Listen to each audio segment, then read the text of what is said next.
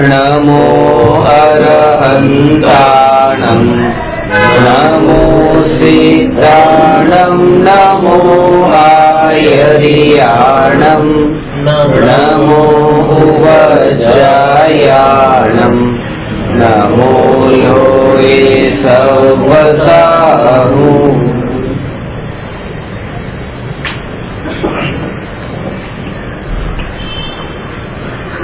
प्रश्न नंबर 295 तत्वना श्रोतानु स्वरूप कहो।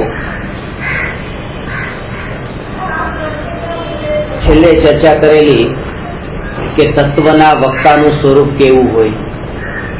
तत्वनो अर्थ ए छे वस्तुनु जेवुं स्वरूप छे तेनुं नाम तत्व। जेम पाणीनो स्वभाव शीतल छे, गोळनो स्वभाव मीठो छे, ए रीते वस्तुनु जेवुं स्वरूप छे ए स्वरूपनु जे निरूपण करे छे ते तत्वनु निरूपण करनारा वक्ता छे। अने जेवुं वस्तुनु स्वरूप छे ए वस्तु स्वरूपने जे सांभळे छे अने खाली सांभळे छे एटલું नहीं, सांभळीने समझे छे। अने दौलतरामजीए तो आ बेथी पण આગળ વાત કરી कि दौल समझ सुन चेत सयाने काल वृथा मत खोवे, यह नर भव फिर मिलन कठिन है जो सम्यक नहीं होवे। त्रण बात बतावी। भले एनो प्रास मेळववा माटे लख्युं कि दौल समझ सुन अने चेत आ त्रण बात छे आमां के पहला तो तत्वना वक्ताना मुखेथी तत्वनु साचुं स्वरूप सांभळो, सांभळीने समझो अने समजीने पछी चेतो। आ त्रण वात छे। तो सांभळवानुं काम तो मोटा भागना लोको करे छे, पण एमांथी केटला समजता हशे के जे आशयथी गुरु ए वातने समजावे छे ए आशयने समझे अने समजी पण ले, पण ज्यारे घटना घटे त्यारे ए समये केटला चेते छे ए तो एमां कोई आंगळीना वेढा पर गणी एवा ज होय, कारण के सम्यक दृष्टि ज्ञानी धर्मात्मानी वात छे के सांभळे, समझे अने चेते।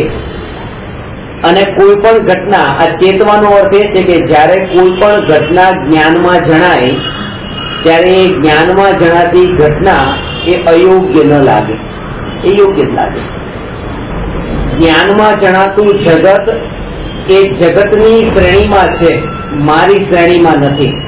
अने हूँ ज्यारे पण जगत शब्दनो प्रयोग करूं त्यारे जगतनो अर्थ आ जगत नथी लेवानुं, जे अमेरिका लंडन ने ए जगत नथी लेवानुं। हूँ जगत कहूं एटले आत्मामां उत्पन्न थता विकल्पो। रागनो विकल्प थयो, प्रवचन सांभळवानो विकल्प थयो, बेसवानो विकल्प थयो, आ बधुं जगतनी केटेगरीमां जाय छे। अने जेवी रीते कोई व्यक्ति आ अमेरिकाने जाणतो होय तो एम जाणे छे के आमां मारे शुं, आ तो परदेश छे।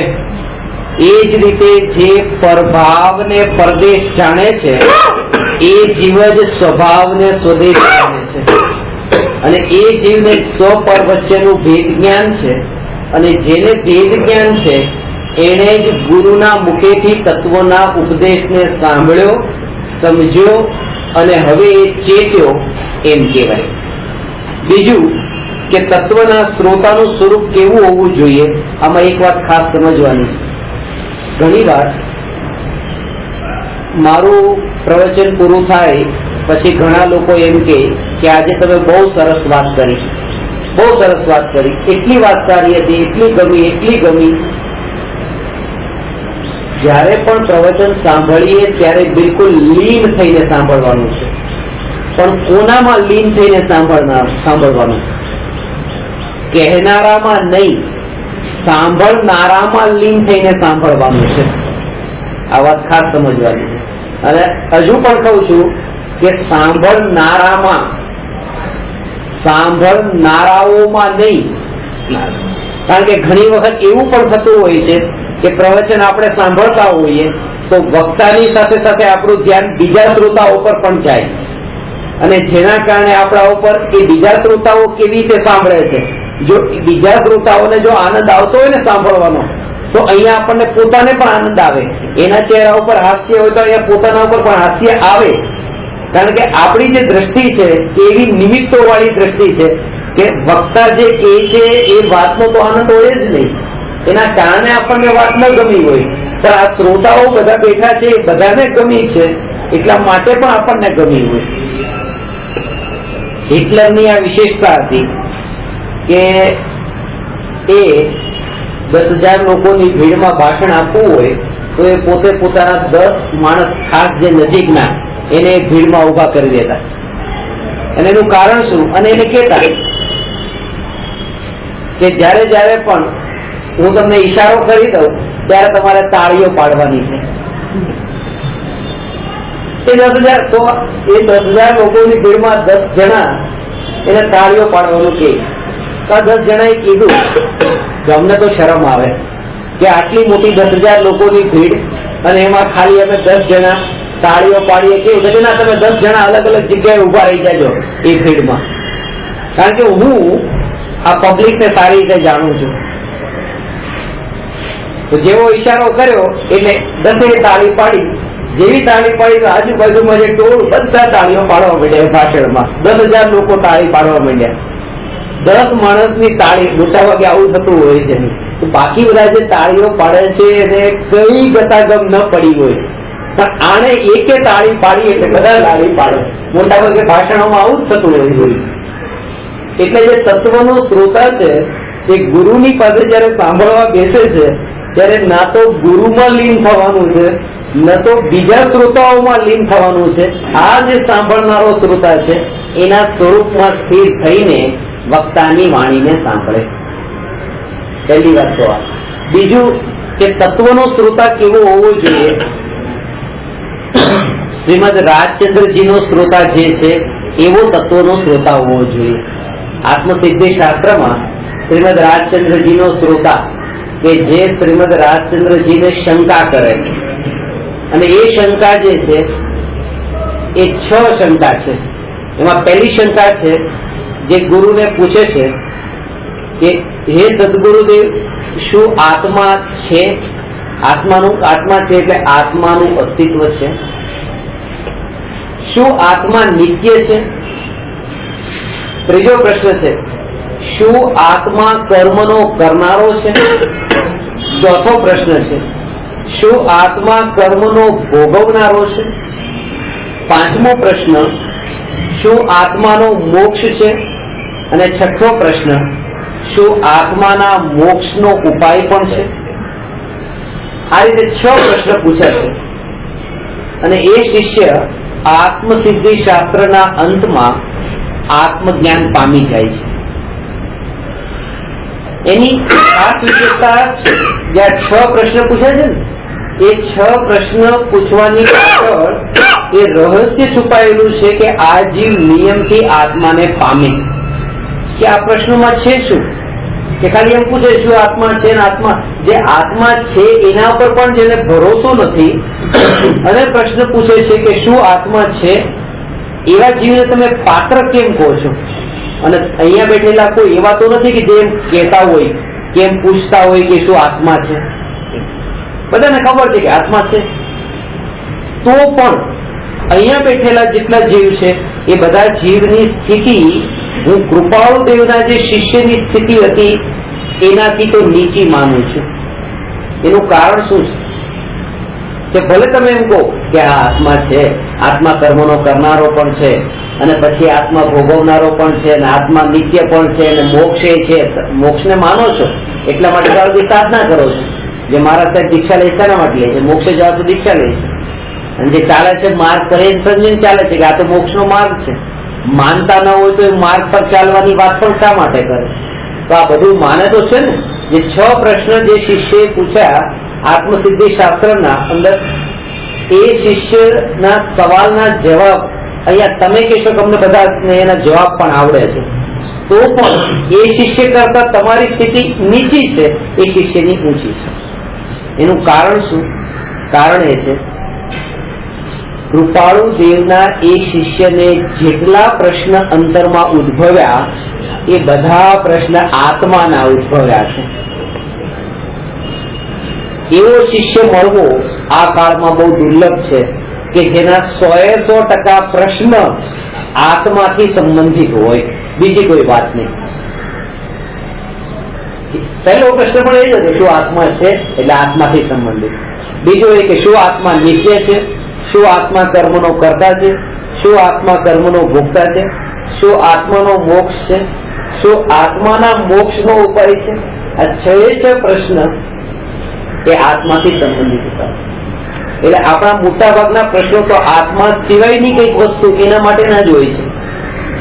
સ્વર્ગ કેવું છે, નરક કેવું છે, મોક્ષ કેવું છે, એટલે જે પૂછીએ છે એ બધા જે સ્વર્ગ નરકના અને બહારના જે પ્રશ્નો પૂછીએ છે એમાં આત્માનું પ્રયોજન નથી હોતું. એના કારણે એ આત્મજ્ઞાનની પ્રાપ્તિની સંભાવના પણ નથી હોતી.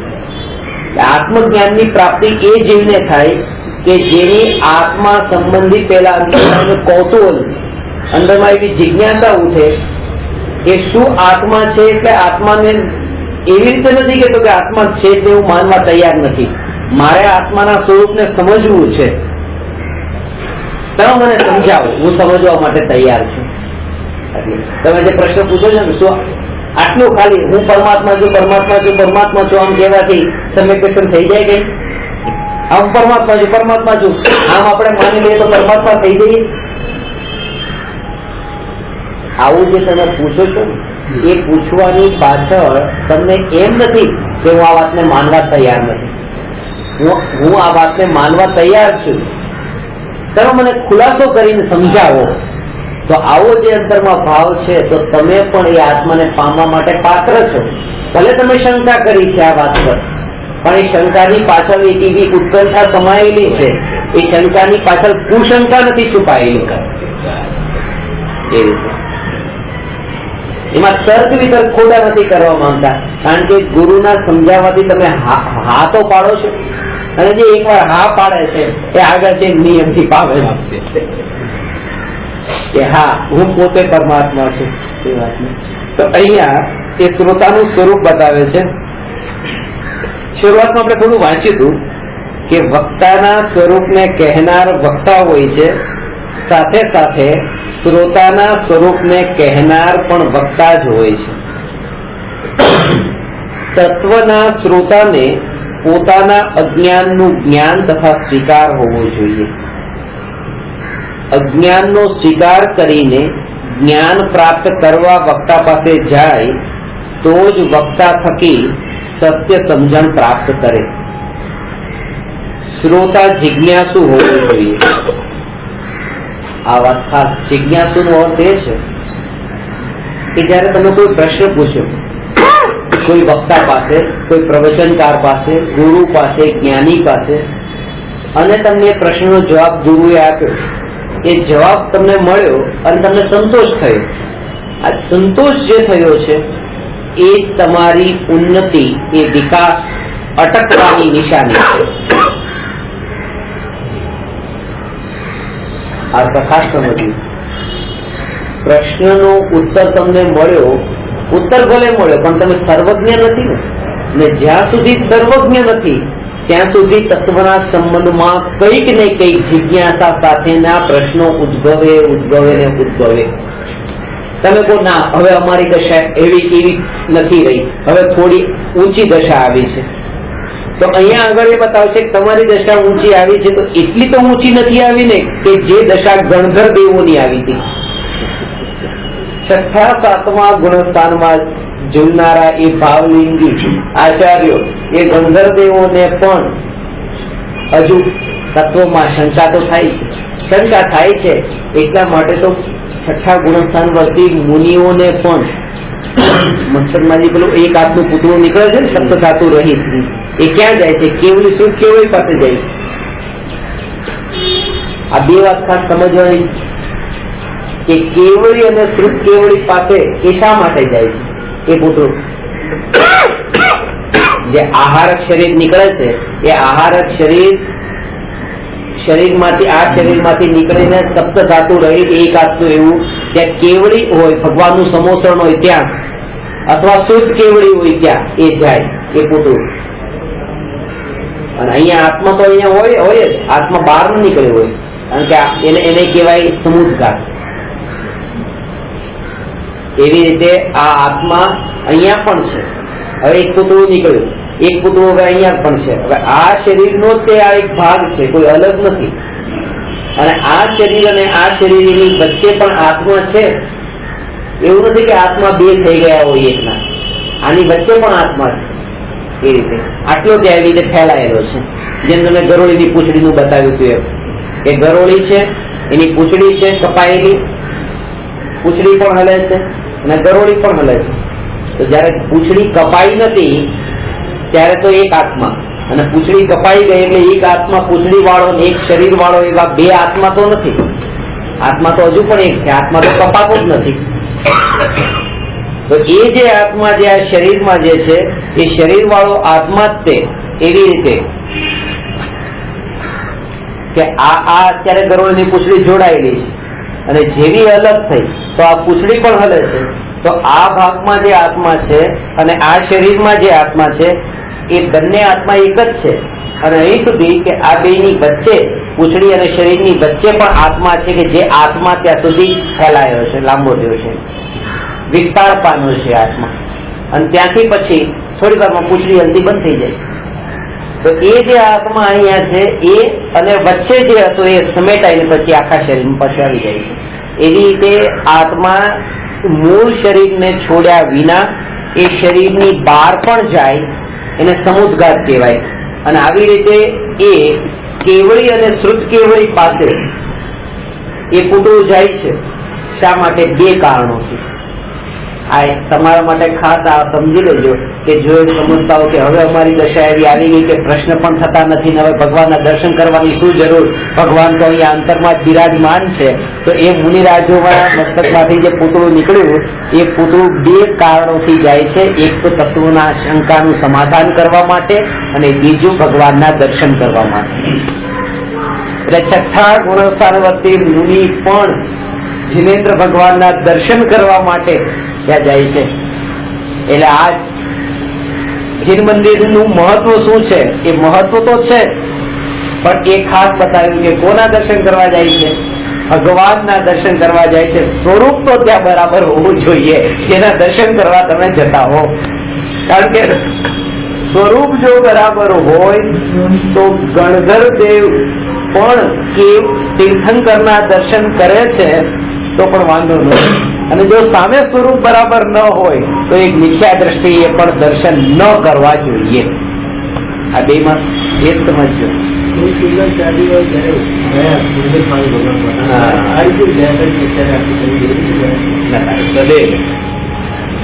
એ તો એમની પાસે એવી લબ્ધિ હતી કે પોતે જ એવી રીતે શરીર સાથે ત્યાં ગયા હતા. અને એનો કાળ પણ લાંબો હોય, પેલો કાળ એવો એટલો ન હોય, એનો કાળ પણ લાંબો હોય. કે કુંકુલાચાર્ય તો 8 દિવસ માટે ત્યાં રોકાયા હતા શરીર સાથે, આ મૂળ શરીર સાથે. અને એટલા માટે તો ત્યાં સિમંદર ભગવાનને પ્રશ્ન પૂછ્યા હતા ને, કારણ કે જયારે જોયું કે આ જીવ કોણ છે તો એ નાનું એવું શરીર લાગતું હતું, તો ઠીંગનું શરીર હતું અને ત્યાંની કાયા તો બહુ વિશાળ કાયા, એની ત્યાંની બરાબરીમાં તો અહીંયા બહુ ઠીંગનું લાગે. એટલે પૂછતા હતા, કાળું શ્યામ શરીર હતું એટલે પૂછે કે આ કોણ છે? ત્યારે ભગવાનની વાણીમાં આવ્યું, આ ભરત ક્ષેત્રથી કુંકુલાચાર્ય અહીંયા આવ્યા છે અને આવી રીતે પછી રીતે આત્મા પર શાસ્ત્ર વગેરે બધું રચના કરશે. ત્યારે કાનજી સ્વામી પણ ત્યાં જ હતા. કાનજી સ્વામી પણ ત્યાં ફતેહમંદ કુમાર નામના રાજકુમાર હતા. ચંપાબેન 4 આત્મા ત્યાં આવ્યા. ચંપાબેન, શાંતાબેન, કાનજી સ્વામી અને એક નારાયણભાઈ. ગુરુદેવના પ્રવચનમાં ઘણી વાર આવે છે. નાઈરોબીમાં ગુરુદેવનું પ્રવચન થયું ત્યારે આના પર ખુલાસો બોલાવે છે. અને ખાસ એ છે કે ગણધર દેવને પણ તત્વમાં શંકા થાય છે. જો તમને ગુરુ પાસે તમે પ્રશ્ન પૂછ્યો અને પ્રશ્નનો તમને જવાબ મળ્યો તો સંતોષ ન થઈ જવો જોઈએ, બસ મને ઘણું મળ્યું. અંદરમાંથી નવો પ્રશ્ન, નવી જિજ્ઞાસા ઉભી થાય અને એનું પાછું સમાધાન મળે, પાછા એમાંથી પ્રશ્ન ઉભા થાય, એનું સમાધાન મળે.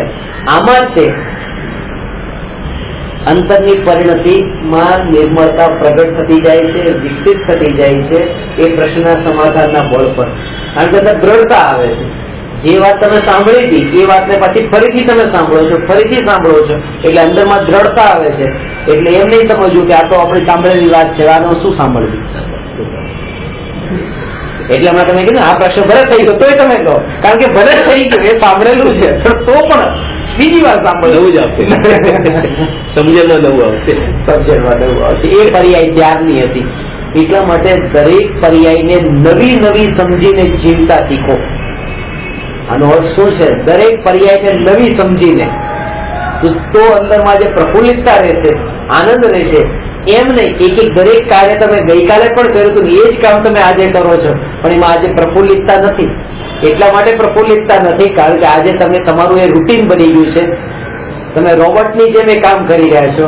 તમે નવી પળથી નથી જીવન જીવતા, એટલે નવી પળથી જીવન જીવો. દરેક સમયમાં, દરેક નવી નવી પર્યાયમાં નવું જીવન જીવો. એ કેવી રીતે? આજે હું તમને મળ્યો, તમને કીધું જય આ રૂટીન છે. આ મશીનની જેમ કર્યા છે, કાલે પણ કર્યા હતા, આજે પણ કર્યા. પણ આ પર્યાય જે અત્યારની છે કાલની કાલે થઈ જતી રહી. અત્યારે એટલા પ્રફુલ્લિતતાથી કે આ પર્યાય મારે પૂરી રીતે જીવી લેવી છે. આ પર્યાયમાં હું એટલો જાગૃત હોવો જોઈએ કે આ જે જય જીનેન્દ્ર બોલું છું એ અત્યારના નવા છે, એ કાલના પતી ગયા. કાલનું કાલે આનંદ આવી ગયો. હવે આજે જો આનંદ લેવો હોય મારે તો આજે મારે પૂરી જાગૃતતા સાથે આ જય જીનેન્દ્ર કરવા જરૂરી છે, જો અત્યારે આનંદ લેવો હોય છે. એવી રીતે પ્રવચન સાંભળતી વખતે જે કેસેટ તમે એ જ કેસેટ તમે સાંભળી હતી ગઈકાલે, પણ આજે જો એ કેસેટમાંથી તમારે આનંદ લેવો હોય, એ જ વાક્યોમાંથી આનંદ લેવો હોય તો લઈ શકો છો. એટલી જાગૃતિથી જો જીવો કે આ પર્યાય નવી છે, કાલની કાલે હતી.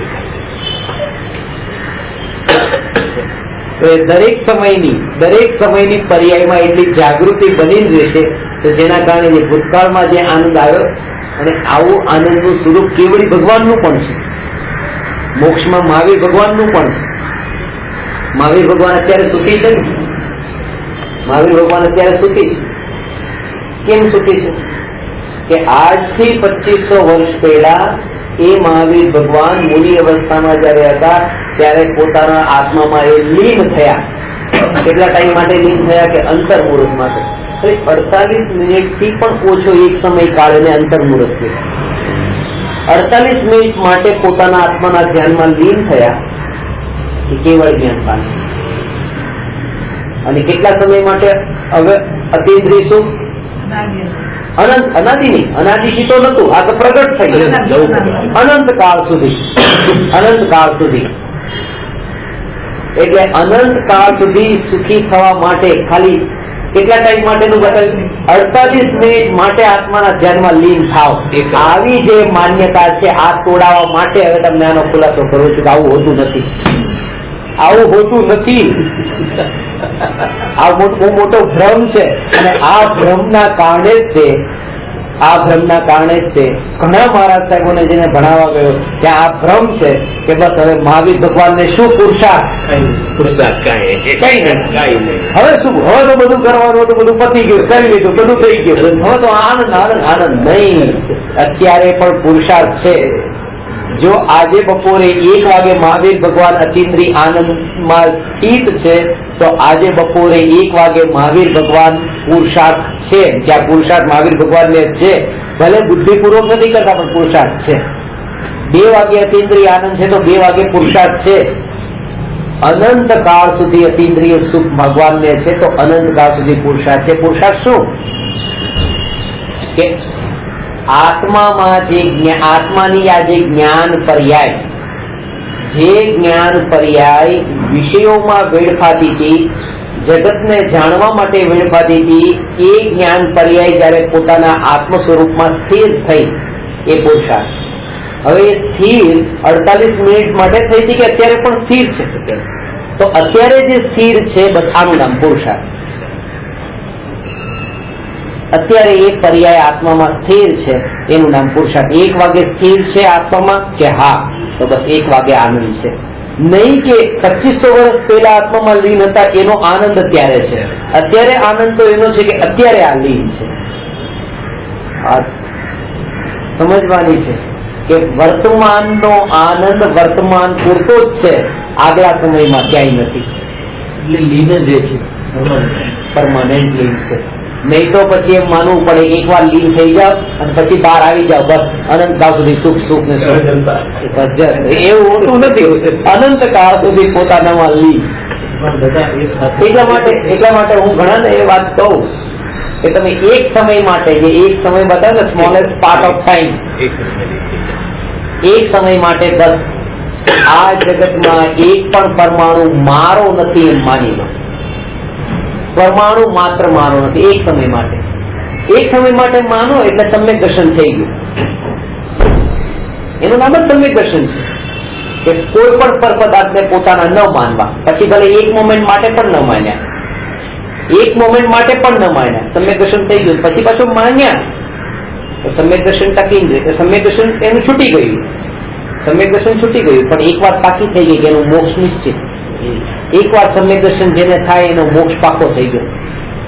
અર્ધ પૂતગલ પરાવર્તન કાળ થી પણ ઓછા સમયમાં એ હવે નિયમથી મોક્ષે જશે. એ મોક્ષ પાકો છે એનો. તો મોક્ષે જવા માટે ખાલી એક સમય માટે જ માનવાનું છે. પછી ભલે પોતાનું માની પણ લે, ઘરને, પુત્રને, પરિવારને, તો પણ મોક્ષ તો પાકો. તો કે ઠીક છે, એક વાર એક પળ માટે માની લઈએ કે આ મારું નહીં, અને પછી તો પોતાનું માનવાનું જ છે ને. આવું આવું આવું આવું માનવા વાળા ને એક સમય માટે પણ નથી થતું. નિયમથી ના થાય, નિયમથી ન થાય. વાત સમજાડીને આ નિયમથી ન થાય. ઈચ્છા ઉભી થઈ અને સમ્યક દર્શન તો એનું નામ છે. હું ઘણી વાર તમને કહું છું, આનો ખુલાસો હજી પણ કરું. આ ઉપયોગ, આ ચક્ષુ ઇન્દ્રિયના માધ્યમથી જે જ્ઞાન બહારમાં જાય છે, આ જ્ઞાન ઉપયોગ હવે અંતરમાં પોતાના સ્વરૂપમાં સ્થિર થાય. જ્યારે એ આત્મામાં સ્થિર થાય ત્યારે શ્રદ્ધાનું બળ કેવું હોય છે? અનંત કાળનું બળ હોય છે. અનંત કાળનું બળ એટલે કે અહીંયા આપણે બેઠા છીએ અને હવે હું એમ કહું કે ચલો આત્મામાં લીન થઈએ, તો પોતે પોતાના આત્મામાં લીન થાવ, તમે પણ તમારા આત્મામાં લીન થાવ. હવે પોતે પોતાના સ્વરૂપમાં સ્થિર થઈએ છે તો એ સમયે એ ભાવ છે કે હમણાં 1 કલાક પછી ઉભા થઈશું. એ ભાવ છે 1 કલાક પછી ઉભા થઈશું. વધારે 10 દિવસનો તમે શિબિરમાં તમે બેઠા હો તો એમ લાગે 10 દિવસ પછી ઉભા થઈશું. 45 દિવસ સુધી તમે એક તારે સ્થિર થવાનો અભ્યાસ કરો, 45 દિવસ પછી પણ ઉભા થઈશું. ઉભા થઈશું એટલે કે 12માં એકવાર જઈશું.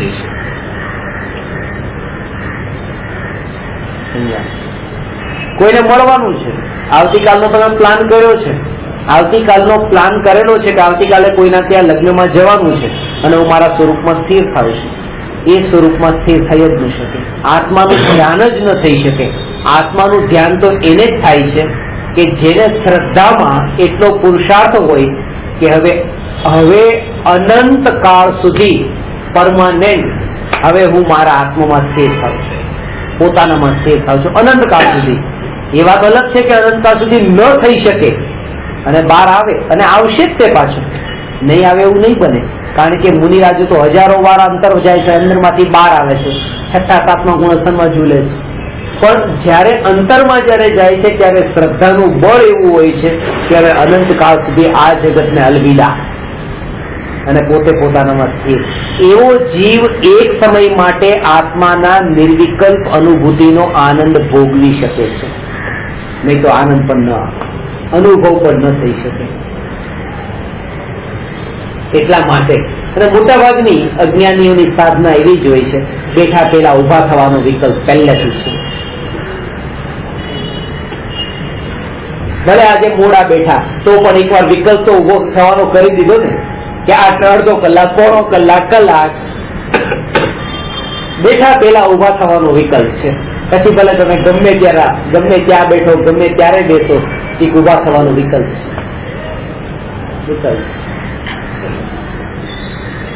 ભલે અગવડતા પડે. એટલે ધનરાજભાઈ મને વાત કરી છે કે હમણાં મુનિરાજના ગુરુજીના દર્શન કરવા માટે જઈએ, ચોક્કસ જઈશું. ટિકિટ કરવાનું પણ હું ટિકિટ કરી દઈશ. કેટલા દિવસની કરવી, કેટલા દિવસની કરવી નહીં, એ ટિકિટ હું બિલકુલ નહીં કરાવું. ક્યારે જવું એ નક્કી. આવવાની ટિકિટ લઈશું જ નહીં, અને જેને આવવું હોય આવે, ના આવવું નહીં આવે. પણ હમણાં હવે વેકેશન પડશે, નથી મળતી ટિકિટો છેલ્લી ઘડીએ પણ, પહેલેથી લઈ લીધી હોય તો સારું, ન આવવું હોય તો કેન્સલ કરાવી નાખ્યું.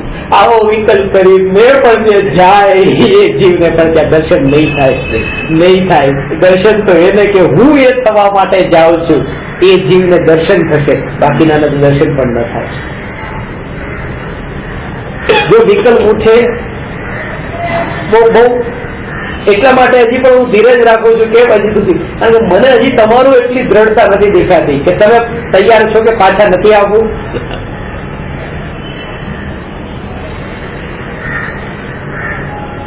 તમે એટલી તૈયારી બતાવશો, ટિકિટ લઈ લો, ભલે કેન્સલ થાય તો પૈસા જાય તો ભલે જાય, પાછા નહીં આવે, પણ બીજી પાછી એક રાખજો. ભલે 4-5 કરાવી નાખો, એ 4-5 ના પૈસા છોડવા તૈયાર છે, પણ પાછું તો આવવાનો વિકલ્પ છોડવા તૈયાર નથી. એટલા માટે દર્શન નહીં થાય. આ બહુ અલ્ટિમેટ લેવલની વાત છે. એ અંતરમાં તમે એના દર્શન કરવા જાઓ છો જે તમારી પાસે, એ દર્શન કરવાની અત્યારે તમારી પાસે તાકાત જ નથી આવી. કારણ કે તમે દર્શન કરવા જાઓ છો એ તમે આંખથી દર્શન કરવા જાઓ છો, અને આંખથી ચામડું જ દેખાવાનું છે, બીજું કઈ દેખાવાનું નથી. જે અંતર પરિણતિના દર્શન કરવાના છે, દર્શન માટે જે જ્ઞાનનું પડકું ખુલવું જોઈએ એ તો ખુલ્યું નથી. અને એ જેને ખુલ્યું છે એને હવે આવા પાછા આવવાના વિકલ્પમાં પડવાનો સમય નથી, કારણ કે જ્ઞાનની અનુભૂતિ નથી. પહેલા જ તે દ્રષ્ટિમાં જે આવે છે ત્યાં એ જ દેખાશે. કારણ કે અહીંયા જો તમને તમારું શરીર દેખાણું છે દર્પણની સામે ઉભા રહીને, તમને ત્યાં પોતાની પરિણતિ નથી દેખાણી, તો ત્યાં પણ તમને એ ચામડું જ દેખાશે. ત્યાં સુકાઈ ગયેલું હાડકું, આ તે બસ એવું જ બધું દેખાશે. એ દેખાશે નહીં ત્યાં પણ, કારણ કે આપણને તો એ જ દેખાતું હોય છે જે અહીંયા દેખાતું હોય છે. એ વાત અલગ છે કે પછી કોનું, એમાં કોઈ બહુ વધારે ફરક નથી પડતો કે કોનું દેખાણું, પોતાનું દેખાણું, પુરુષનું દેખાણું કે સ્ત્રીનું દેખાણું કે પશુનું દેખાણું, પણ દેખાય છે એ જે અહીંયા પોતાને અનુભવમાં આવતું હોય છે. જો અહીંયા તમારી વિચારની ધારા પરિણતિની સાથે બિલકુલ જોડાયેલી છે કે બસ હું પોતે શુદ્ધ ત્રિકાળી ન્યાયક ને સાથે સાથે તમે પરિણતિને માપો છો, તો ત્યાં પણ તમને પરિણતિ જ દેખાય છે, બીજું કઈ નથી દેખાતું. અને આવી સ્થિતિ જેને આવે છે એવા જીવ પણ, એવી સ્થિતિ જેને પ્રગટ થઈ છે એવા ગણધરદેવ મુનિઓ પણ ક્યારેક હજી શંકા થઈ જાય. બધું પામી લીધું. પામવા યોગ્ય શું હતું? આત્મા. આ જગતમાં બીજું તો કઈ પામવા યોગ્ય છે, અને એ આત્મા તો પામી ચુક્યા. પામ્યા એમ નહીં, અંતર્મુહૂર્તે આત્મામાં સ્થિર થાય છે. તો હવે પ્રશ્ન શું બાકી રહ્યા? અનુભૂતિ તો થઈ, અનુભૂતિ થઈ છે, પરિણતિ શુદ્ધ થઈ છે, વિશુદ્ધ થઈ છે, પણ પરમ વિશુદ્ધ નથી થઈ. એટલા માટે જે પ્રશ્ન તમને, મારે આત્માને જાણવો છે, આત્માને જાણવો છે એટલે ગુરુની પાસે પ્રશ્ન પૂછો, આત્મા કેવો છે બતાવો. એટલે ગુરુએ બતાવ્યો, આત્માનો અનુભવ થયો, અનુભવ તો કરી લીધો, અનુભવ થઈ ગયો. હવે પ્રશ્ન શું રહ્યો? હવે પ્રશ્ન એ છે કે ગુરુજી આ જે આત્માનો મને અનુભવ જે થયો છે આવો નિરંતર કેમ નથી થતો? હજી હું બહાર કેમ આવું છું? એ પ્રશ્ન છે. હજી હું બહાર કેમ આવું છું?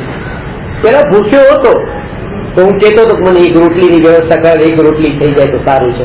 કોઈ પણ ભિખારી ભીખ માંગે તો એમ કે એકાદ સૂકી રોટલી હોય તો આપો.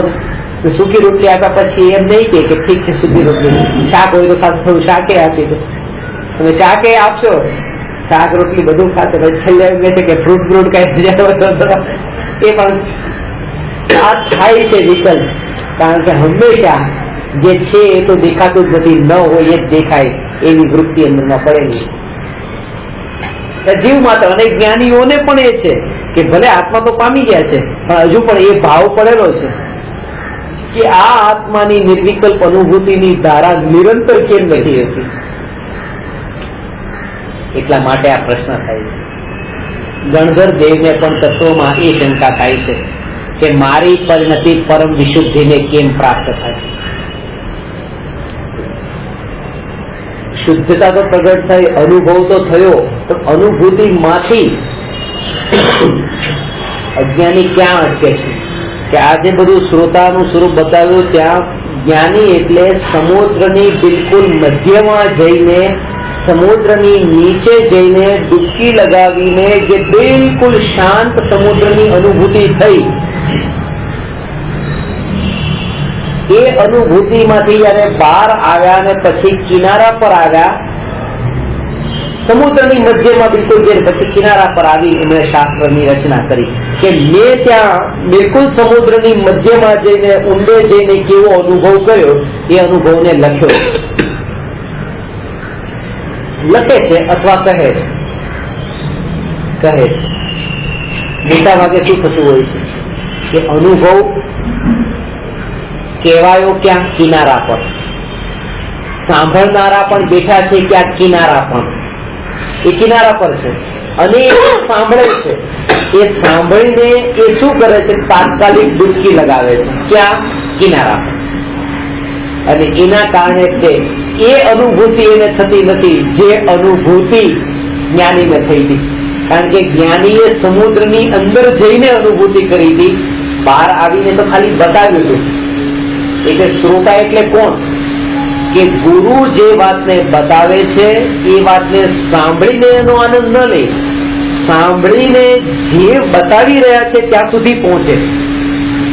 બતાવી રહ્યા છે જ્ઞાયક, એટલે કે જ્ઞાયકને સાંભળવાના રાગનો આનંદ ન લે, જ્ઞાયકની અનુભૂતિ સુધી પહોંચે.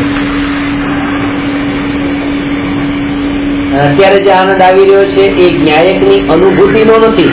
જ્ઞાયકની અનુભૂતિ થાય એવો જે રાગ, ન્યાયકની વાત સાંભળવાનો જે રાગ, એ રાગનો જ આનંદ છે. એ સિવાય બીજું કઈ નથી.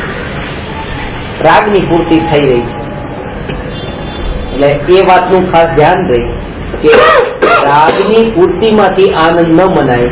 ત્યારે પણ જાગૃતિ એ રહી કે આ જે રાગ જે છે સાંભળવાનો રાગ, એ રાગ પણ શું છે, જગત છે. એ રાગ પણ જગતની શ્રેણીમાં જાય છે, જ્ઞેયની શ્રેણીમાં જાય છે, મારી શ્રેણીમાં નથી. તો દરેક સમયે આ જાગૃતિ રહેવી જોઈએ. સમજાયું? તમે સાંભળવાનો રાગ કર્યો હતો ને કે 2 કલાક આજે પ્રવચન સાંભળવું છે, પૂરું ન સાંભળી શક્યા, તો કઈ તો ભાવ થાય કે નહીં? સાંભળવાનો રાગ પણ થયો, પૂરું સાંભળવા ન મળ્યું તો અંદરમાં આકુળતા પણ થઈ કે જો આ કેમ ન મળ્યું, વહેલું મળ્યું, મોડું મળ્યું, આ આકુળતાના ભાવ પણ થયા. આ બધું જે થાય ત્યારે પણ એટલું જો અંદરમાં આકુળતા થાય છે તે સમજવાનું કે આ જ્ઞેયાશક્તિ છે. કારણ કે હાજર હતું એને તો જાણવાનો પણ ભાવ ન આવ્યો, અને જે હાજર નતું એના આ માટે આટલા વિકલ્પ થયા. મારા વચન એ વખતે હાજર નતા તો નતા એના માટે કેટલા વિકલ્પ, અને જે હતો હાજર ત્રિકાળી ન્યાયક એને તો જાણવાનો કોઈ ભાવ પણ નહીં. આ ન્યાયકનો અનાદર કર્યો 2 કલાક બેસીને. કરી શકતા હતા આદર તમે, એટલા માટે કોઈની રાહ ન જો. ન્યાયક તમારી દરેક સમયે રાહ જોઈ રહ્યો છે. ગઈ વખતે વાત બતાવી હતી એટલા માટે બતાવી હતી કે આજે મોડો આવવાનો હતો. યોગ પણ બરાબર ગોઠવાય છે. આજ સુધી આ 4 વર્ષમાં એક વાર પણ આવી મોડી નથી આવી. 3 કલાક બધી ટ્રેનો મોડી, માલગાડી પડી ગઈ એ ગાડી તો બધી ટ્રેનો 3-3 કલાક મોડી. પણ એટલા માટે ગઈ વખતે વાત આ બતાવી હતી, કોઈની પણ રાહ ન જો. કારણ કે જયારે તમે કોઈની રાહ જોઈ રહ્યા છો એટલે આ ઉપયોગ, આ કોઈની રાહ જોઈ રહ્યો છે, આ અટેન્શન એ કોઈની રાહ જોઈ રહ્યો છે, ત્યારે એને યાદ રાખવું જોઈએ કે આ ન્યાયક એ મારી રાહ જોઈ રહ્યો છે, હું ત્યાં જાઉં. યાદ નથી, એ યાદ નથી આવતો. ન્યાયક મારી રાહ જોઈ રહ્યો છે. આ જ છે જાગૃતિ. ટ્રેનમાં આવતી વખતે મારે તમારી રાહ જોવાની જરૂર નથી. હું તમારી પાસે ક્યારે પહોંચું, કારણ કે જેટલી હું તમારી રાહ જોઉં છું, આ ન્યાયકનો અનાદર થઈ રહ્યો છે. ન્યાયક છે, આ હાજર છે. હાજરને છોડીને જે નથી હાજર એના વિકલ્પમાં પડવું એ અધર્મ છે. એ અધર્મ છે અને એવું કરનારો અધર્મી છે. તમને એવું લાગતું છે, તમે એટલી ઉત્કટ નથી, હમણાં ક્યારે આવશે, ક્યારે આવશે, ક્યારે આવશે. આવો જે શિષ્ય હોય તો એમ શિષ્ય સમજતો હું કેટલો ધર્મી છું, કે ગુરુ પ્રત્યે કેટલો આદર છે, કે ક્યારે આવશે, ક્યારે આવશે. ગુરુ કે છે આ અધર્મી છે, કારણ કે પોતાનો આત્મા અહીંયા હાજર છે, તેમ છતાં પણ બીજાની રાહ જોઈ રહ્યો છે. પોતાનાથી મહાન આ જગતમાં બીજું કઈ નથી. એટલે અત્યારે આજે જો પ્રવચન વહેલા પૂરું કરતો તો પણ ગભરાવું નહીં, નિરાશ થવું નહીં, કારણ કે જાણવું જેને છે એ ન્યાયક તો હાજર છે ને. બસ હવે તમે એને જાણજો. નમો અરહંતાણમ નમો સિદ્ધાણમ નમો આયર્યાણમ નમો વજ્રાયાણમ નમો લોકે સર્વસાણમ. જય